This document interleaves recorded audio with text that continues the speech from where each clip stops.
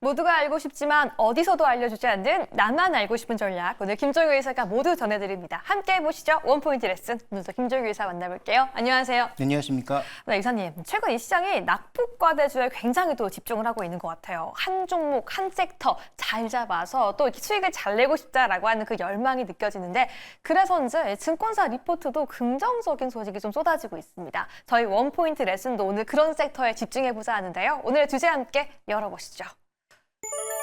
철강은 약하지만 피팅은 강한 흐름 이어가고 있어요. 하지만 증권가에서 철강도 기대해보자라는 목소리가 계속 들려오고 있어요. 우리 시청자분들도 철강 지금 다 망해도 되나? 라는 고민하실 것 같은데 이 관련된 업황 좀 살펴보기 위해서 중요한 포인트들 뭐가 있을까요? 네, 일단 뭐 철강업종 전체 뭐 피팅이라든지 뭐 강관, 그다음에 그 안에 뭐 H형강, 뭐 후판 여러 가지 것들이 있겠죠. 근데 철강 전체로 봤을 때는 여전히 시각이 그렇게 좋지는 않아 보입니다. 뭐 좋게 보고 있는 보고서들이 많이 나오고 있지만 계속 재판이 아닌가. 작년에도 그랬고 재작년에도 그랬고 계속 이제 희망 고문하고 있는 게 아닌가 싶은 생각이 들고요. 피팅은 조선과 에너지 두 가지 모멘텀을 받고 강세를 보여주고 있다. 그래서 뭐 보유하고 계신 분들은 정말 기쁠 것 같고 뭐 신규 매수도 일정 부분 가능해 보이긴 하지만 이렇게 많이 급등한 종목 말고 매력적인 종목은 없을까도 한번 찾아보는 게 오늘의 순서일 것 같아서요. 철강업종의 탑픽은 과연 무엇인지까지 한번 정리해 보도록 하겠습니다. 네, 오늘 탑픽 종목까지 기대가 되는데요. 먼저 첫 번째 의문점 함께 열어보시죠.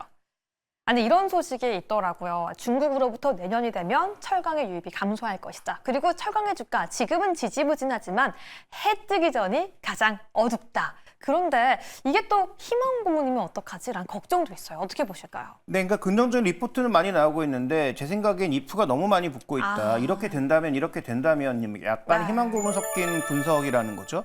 그래서 제가 뭐 나아져 봐야라고 했지만 지금 거의 뭐 주가는 락바텀은 맞는 것 같아요. 그래서 추가적으로 하락하는 데는 굉장히 제한적이라고 보고 있는데 우리의 바람은 안 빠지는 것보단 위로 올라가는 걸 바라고 있는 거잖아요. 그래서 그게 이제 쉽지 않을 것 같아서 철강업종 전체로 놓고 봤을 때 대표 종목인 포스코와 이 현대제철 같은 경우에 철강 업황만으로입니다. 뭐 포스코 같은 경우 2차전지 모멘텀이 붙으면 또 다르게 움직일 수 있지만 2차전지 모멘텀을 일단은 빼고 순수하게 철강만으로 봤을 때 과연 강하게 움직일 수 있는지에 대해서 조금 물음표가 달린다라는 것인데요.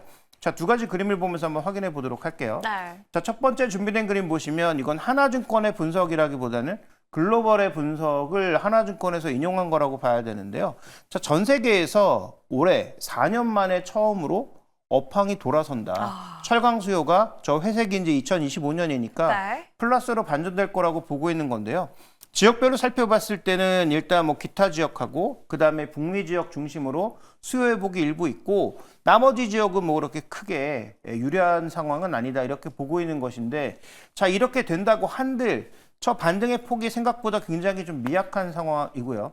그다음에 우리나라 철강업체들의 가장 큰 지금 위험이나 낮은 실적의 가장 근거는 뭐냐면 결국은 중국이거든요. 그래서 다음 준비된 그림 보시면 여기도 이제 이프가 붙는다는 거죠. 이것도 이프였지만 이것도 이프예요. 왜냐하면 지금 우리가 전체적으로 전방 산업들이 흔들리기 시작하면서 전체 수입 비중이 줄고 있어요. 전체 철강 수입이 줄고 있는데 문제는 중국산은 여전히 절반 정도를 차지하고 있는 거죠.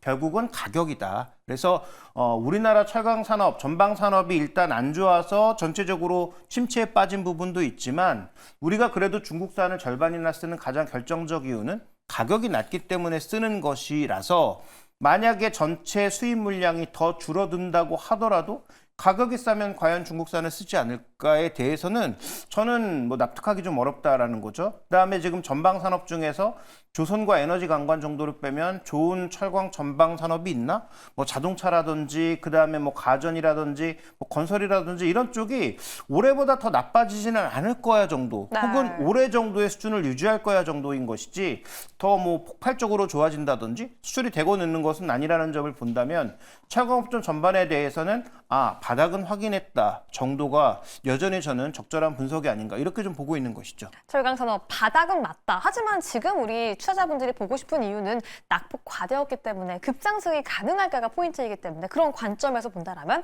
아직은 아니다라고 말씀해 주셨어요. 그러면 두 번째 문장 보면서 조금은 방향성을 틀어보도록 하겠습니다.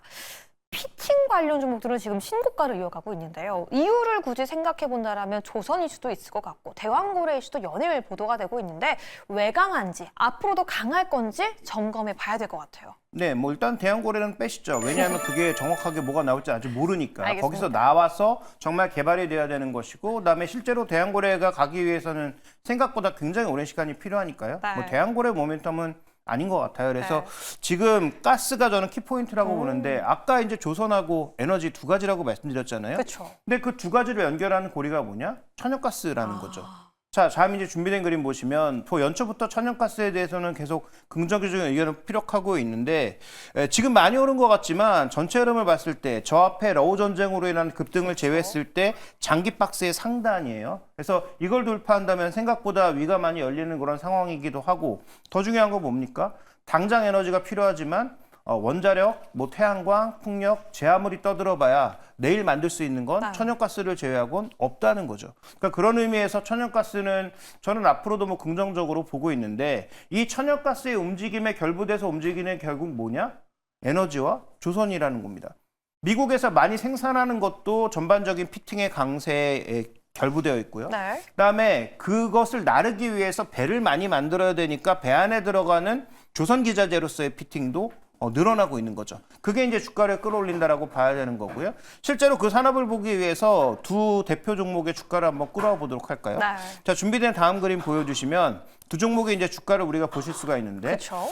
미국의 대표적인 종목인 뭐 킨더모건, 그다음에 우리나라의 대표적인 조선주인 HD 현대중공업. 물론 HD 현대중공업은 미국 방산, 해군의 MRO 효과가 끼어 있긴 합니다만 그럼에도 불구하고 전반적인 두 종목의 급등이 현재 피팅 산업의 전방 산업으로서의 움직임을 반영하면서 피팅은 강하다라는 거죠. 그러니까 피팅은 강할 이유가 충분하기 때문에 철강 산업 전체 흐름과는 조금 맥락이 다르게 흘러가고 있는 것이고 여전히 강할 것으로 보여서 뭐 좀 주가의 속도 조절이 나타난다면 피팅 대표주에 대해서도 어느 정도 긍정적 접근이 필요하지 않을까 이렇게 보고 있습니다. 그럼 결국 이 피팅 관련주의 상승의 핵심 이슈는 이 천연가스 선물의 상승이다라고 말씀해 주셨는데 이 전에 차트에서 봤다시피 이전에 그 고공행진하던 그림은 이 러시아 우크라이나 전쟁이 발발됐기 때문이었잖아요. 지금은 어쨌든 좀 지정학적 리스크가 소감되지 않을까라고 기대하고 있는 상황 속에서 이전까지 천연가스가 더 올라갈 수 있을까라는 의문도 있을 것 같아요. 뭐 예전에가 오히려 가수요였고요. 그러니까 수요가 증가하지 않는데 전쟁 때문에 가격이 한번 폭등했다가 급락한 것이라면 네. 이번에는 진짜 수요 아닌가요? 왜냐하면 AI 관련된 수요를 메꿀 수 있는 게 지금 여러 번 말씀드렸지만 천연가스를 제외하고는 아무것도 없다니까요. 그쵸. 그래서 천연가스를 당연히 많이 쓸 수밖에 없고 더 많이 만들어낼 수밖에 없는 그런 구간이니까 미국 시장의 지금 신고가 한번 살펴보시면 최근에 M7의 신고가가 있습니까? 없습니다.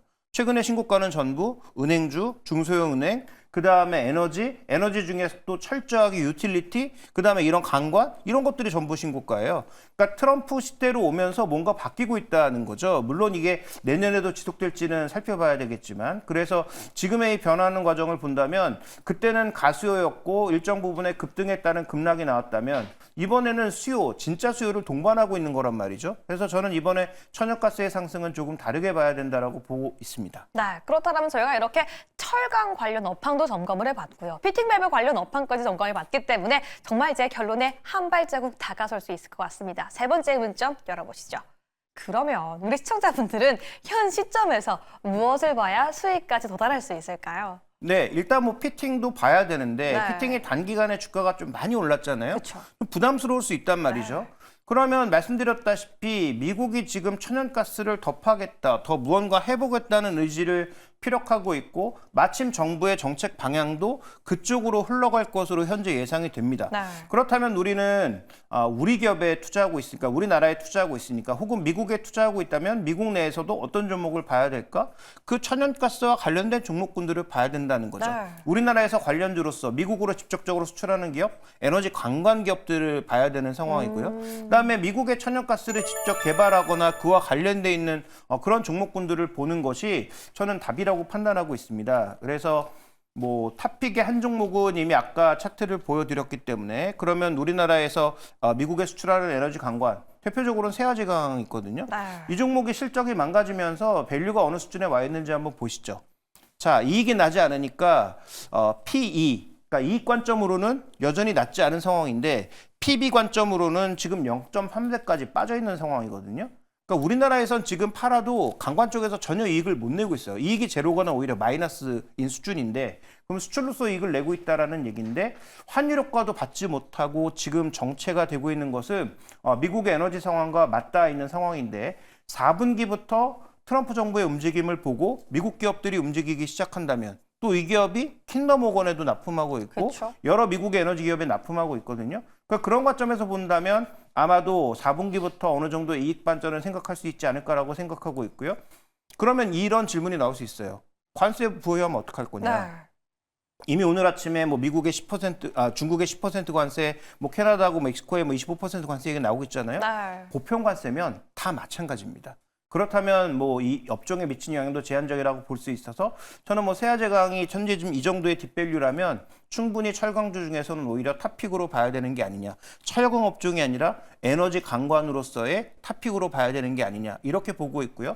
뭐 탑픽의 이제 그 옆에 종목을 이제 굳이 꼽아보자면 이 피팅주들의 주종을 이용해서 뭐 네. 피팅주들 중에 대장주도 관심이 필요하지 않을까 이렇게 보고 있습니다. 아니 제가 좀 다시 한번 찾아보니까요. 김정일 이사님이 8월 달에도 천연가스 상승을 좀 예측해 주시면서 이 킹덤 오건과 함께 세아제강을 언급해 주셨더라고요. 킹덤 오건은 그때부터 지금까지 꾸준히 급상승하면서 지금 신고가를 경신하고 있는데 세아제강, 국내 관련주를 보는 게 정말 맞나라는 의문점 좀 드실 것 같아요. 그러니까 그 세아제강의 주가가 못 올라가는 핵심 포인트는 어쨌든 국내 매출과 해외 매출이 있는데 그렇죠. 해외 매출은 그나마 이익이 조금 발생하고 있지만 국내 매출에서 말씀드렸다시피 이익을 내지 못했기 때문이에요. 그러니까 실적이 따라오지 않으니까 여전히 PE는 애매한 상황이고 PB는 바닥에서 헤매고 있는 모습이죠. 그런데 뭐 국내 쪽에서는 여전히 크게 기대하기가 힘들지만 해외 쪽의 매출이 늘고 해외 쪽에서 이익을 부여할 수 있을 정도의 모멘텀이 발생한다면 세아제강의 주가 움직임은 국내보다는 해외 쪽에 민감하게 움직였기 때문에 거기에 포커스를 맞춰서 벌어진 아마 폭만큼 메꾸지는 못할지라도 방향은 쫓아갈 가능성이 높다. 이렇게 봐야 될 것 같습니다. 네, 낙폭과대주 세아제강 해외 매출 기대해보면서 탑픽으로 선정해봤습니다. 그럼 오늘의 결론 함께 도출해보시죠. 철강 업황 저희 어떻게 예측해보는 게 현명할까요? 네, 철강은 지금 에너지하고 조선 정도만 좋아진 상황이니까 아직 철강업 전반을 보기에는 쉽지 않다라고 보고 있고요. 그렇다면 철강업종 락바텀 수준이니까 턴어라운드가 나오면 종목을 벌려서 봐도 됩니다. 포스코, 뭐 현대제철, 동국제강 뭐 여러 종목을 벌려서 봐도 되는데 지금은 저는 세아제강과 킨덤오건이 여전히 탑픽이라고 보고 있기 때문에 적어도 한 두 종목 정도 내에서 뭐 물론 킨덤오건이 철강업종은 아니에요. 그런데 천연가스라고 하는 어떤 틀로 묶이는 큰 종목군들 안에서 이런 종목군들을 여전히 탑픽 안에 넣어두고 보는 것이 좋겠다라고 말씀드리겠습니다. 좋습니다. 오늘도 시장에 집중하고 있는 낙폭과대주 저희의 탑픽은 세아제강까지 함께 분석해봤습니다. 오늘도 여러분들의 투자에 도움이 되었기를 바라면서 김종효 이사 보내드리겠습니다. 감사합니다.